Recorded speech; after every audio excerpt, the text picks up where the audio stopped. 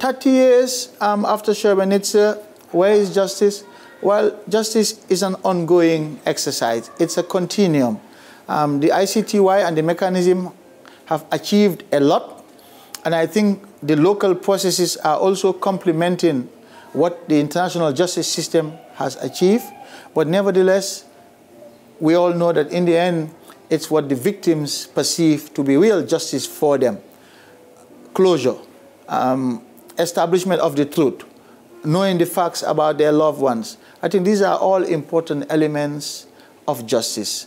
And 30 years after Srebrenica, we're now commemorating the events because the ICTY has established beyond reasonable doubt that what occurred in Srebrenica in 1995 on 11th of July was genocide.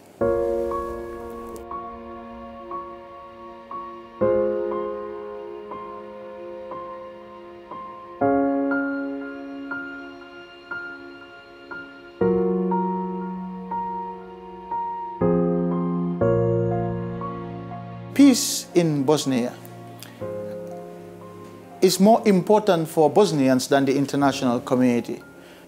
It is terrible to regard as a hero someone who has been convicted of the terrible crimes that had occurred here.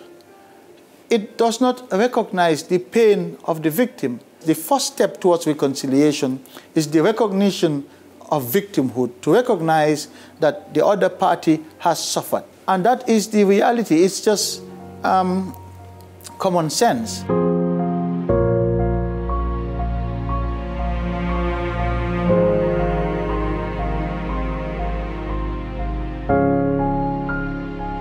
Imagine where we would have been if the ICTY had not prosecuted those who were convicted, the senior leadership who were convicted of the crimes that occurred here. Imagine if there were no trials at the international level, how things could have been different in the region. And the fact that those trials took place really, at a minimum, was symbolic of the presence of the international community in the aftermath of the events that occurred here, and an effort to address the past wrongs.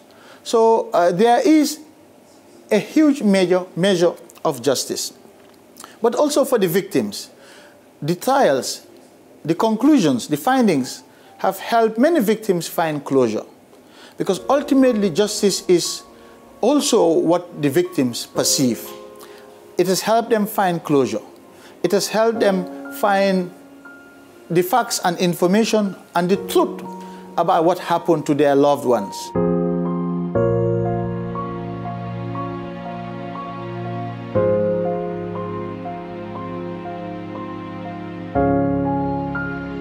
We have not abandoned the witnesses here in this country. We continue to engage. We continue to provide the protective services that we have been mandated to do by the Security Council in the statute of the mechanism.